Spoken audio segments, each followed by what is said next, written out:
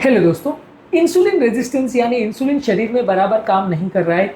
ये actual diabetes के sugar levels को बढ़ाने से कई वर्षों पहले हो जाता है और यदि किसी ब्लड टेस्ट के माध्यम से या अलग अलग जांचों के माध्यम से हम इसे पहले डिटेक्ट कर सकें तो काफ़ी चांसेस है कि डायबिटीज़ एक्चुअल आने से बहुत साल पहले हम इसकी रोकथाम के लिए स्टेप्स ले पाएंगे और डायबिटीज़ के होने को प्रिवेंट कर पाएंगे, डायबिटीज़ के होने वाले कॉम्प्लिकेशंस को प्रिवेंट कर पाएंगे।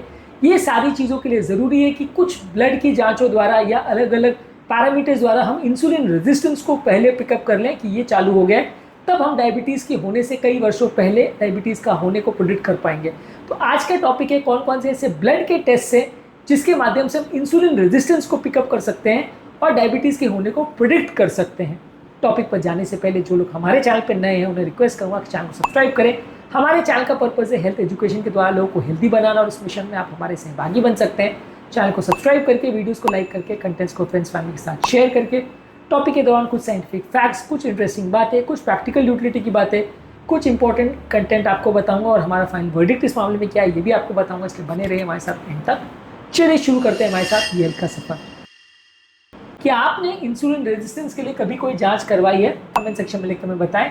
इंसुलिन रेजिस्टेंस का बेसिकली मतलब ये है कि बॉडी में इंसुलिन बनना तो चालू रहता है, लेकिन इंसुलिन बेसिकली उसके काम करने का तरीका ये है कि वो किसी रिसेप्टर जो कोशिकाओं में होता है वहाँ पे जाके वो बाइंड होता है। उसके बाद रिसेप्टर पर कुछ एक्टिविटी होती है जिससे इंसुलिन का काम होता है। बेसिकली रिसेप्टर्स गेटकीपर जैसा काम करते हैं। जब इंसुलिन वहाँ पे आता है तब वो दरवाज़ा खोलते हैं और काम चालू होता है। तो दरवाज़ा खोलने के लिए इंसुलिन जो है वो चाबी है और जो गेटकीपर है या जो रिसेप्टर है वो बेसिकली ताले जैसा है। जब सही चाबी सही ताले के साथ लगेगी तभी ताला खुलेगा। पर इस केस में ऐसा होता है कि चाबी इतनी खराब हो चुकी होती है या इतनी प्रॉपर रिस्पॉन्स नहीं कर रही होती कि ताला खोलना मुश्किल हो जाता है, या मान लीजिए कि जो ताला है उसमें इतना ज़्यादा जंग लग चुका होता है कि चाबी ठीक होने के बावजूद भी काम नहीं हो पाता है। तो जब ये ताला चाबी आपस में इंटरेक्ट नहीं कर पाते तो डायबिटीज़ होती है, यानी कि बेसिकली रिसेप्टर लेवल पर काम सही से नहीं होता है, तो उसे इंसुलिन रेजिस्टेंस बोलते हैं।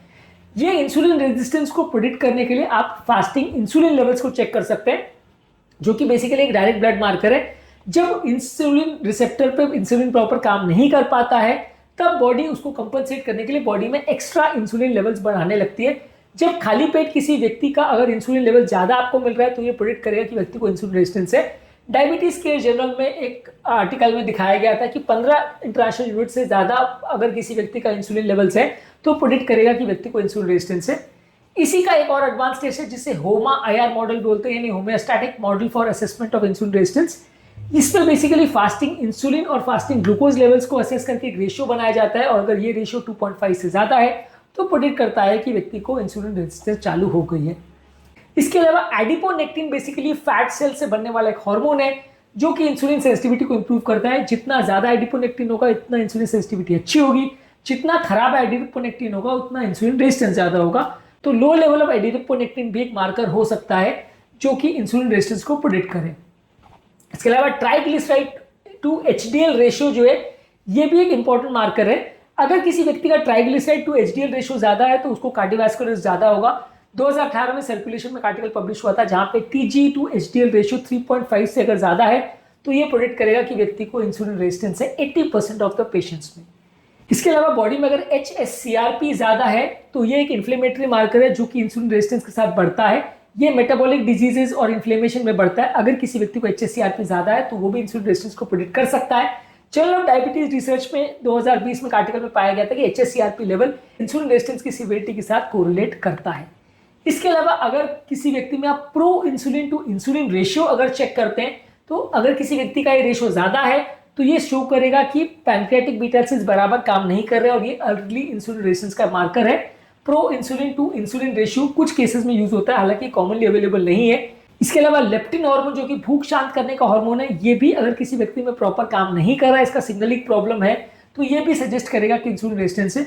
इसके अलावा डायबिटिक पेशेंट में आप कुछ जेनेटिक टेस्टिंग भी कर सकते हैं, हालांकि ये रूटीनली यूज नहीं होते पर ये भी कुछ हद तक सजेस्ट कर सकते हैं कि इंसुलिन किसी व्यक्ति का रेजिस्टेंट हो रहा है। इसके अलावा अगर किसी व्यक्ति का फास्टिंग शुगर अगर ज़्यादा आ रहा है, फास्टिंग ब्लड ग्लूकोज अगर ज़्यादा आ रहा है तो ये प्रेडिक्ट कर सकता है कि उसको डायबिटीज़ फ्यूचर में हो सकती है। भले वो बहुत ज़्यादा नहीं है लेकिन अगर थोड़ा भी ज़्यादा, इवन 100 से भी ज़्यादा है, आपको डायबिटीज़ बोलने के लिए तो 125 से ऊपर चाहिए, पर अगर 100 से ऊपर है तो भी वो प्रेडिक्ट करेगा कि उसको इंसुलिन रेजिस्टेंस है। उसी तरह से आप ओरल ग्लूकोज टॉलरेंस टेस्ट कर सकते हो, जिसमें 75 ग्राम्स पेशेंट को ग्लूकोज पाउडर पिला दिया जाता है पानी में डाल के, और उसके बाद उसके शुगर लेवल को चेक किया जाता है और उसका कंडीशन देख के या उसका रिस्पॉन्स देख के आप असेस करते हो कि व्यक्ति को इंसुलिन रेजिस्टेंस है या नहीं। इसके अलावा HbA1c लेवल्स अगर किसी व्यक्ति का 5.7 से ज्यादा है तो वो प्री डायबिटिक जोन में है, वैसे व्यक्ति को भी इंसुलिन रेजिस्टेंस ज्यादा है, तो ये भी यूज किया जा सकता है as a marker for insulin resistance. तो आज के टॉपिक में हमने बात करी कौन कौन से ऐसे मार्कर्स है जिससे आप इंसुलिन रेजिस्टेंस को प्रेडिक्ट कर सकते हैं। इस मामले में हमारा फाइनल वर्डिक्ट ये है कि सीरम इंसुलिन लेवल सबसे इंपॉर्टेंट मार्कर है जिससे आप इसको प्रेडिक्ट कर सकते हो। उसके बेसिस पे आप HOMA-IR रेशियो कैलकुलेट कर सकते हो। ट्राइग्लिसराइड टू HDL रेशियो भी एक इंपॉर्टेंट मार्कर है जिसको काफी कॉमनली लिपिड प्रोफाइल में असेस कर सकते हैं। अगर किसी व्यक्ति का ट्राइग्लिसराइड ज्यादा आ रहा है तो वो इंसुलिन रेजिस्टेंस का मार्कर हो सकता है, तो उसको आपको डेफिनेटली वजन कम करवाने के लिए और डायबिटीज रिवर्सल पर मेहनत करनी चाहिए। तो ये सबसे कॉमन मार्कर्स है जिनको यूज कर सकते हैं। इसके अलावा फास्टिंग शुगर, पोस्टपैंडल शुगर और ग्लूकोज टॉलरेंस टेस्ट, HbA1c, ये तो कुछ हद तक डेफिनेटली सजेस्ट करते हैं। और अगर ये सारे टेस्ट प्री डायबिटिक जोन में है तो डेफिनेटली इंसुलिन रेजिस्टेंस को प्रेडिक्ट करेंगे। हालांकि फास्टिंग इंसुलिन लेवल से आप उससे भी पहले डिटेक्ट कर सकते हो, यानी कि एक्चुअल शुगर बढ़ने से पहले भी आप डायबिटीज को डिटेक्ट कर सकते हो। उम्मीद करूंगा कि आज के टॉपिक में कुछ नई बातें जानने को मिली होगी। जो लोग हमारे चैनल पर नए हैं उन्हें रिक्वेस्ट करूंगा कि चैनल को सब्सक्राइब करें। हमारे चैनल का पर्पज है हेल्थ एजुकेशन के द्वारा लोगों को हेल्दी बनाना, और इस मिशन में आप हमारे सहभागी बन सकते हैं। चैनल को सब्सक्राइब करके, वीडियोस को लाइक करके, कंटेंट्स को फ्रेंड्स फैमिली के साथ शेयर करके। आपके कमेंट्स हमें बताने में मदद करते हैं कि आपको हमारा कंटेंट कैसा लगता है, प्लस हमारे मोटिवेशन और इंस्पिरेशन का भी काम करते हैं। तो इसलिए वीडियोस को देखते रहिए, कंटेंट को शेयर करते रहिए और हेल्थ के सफर में हमारे साथ आगे बढ़ते रहिए। Thank you.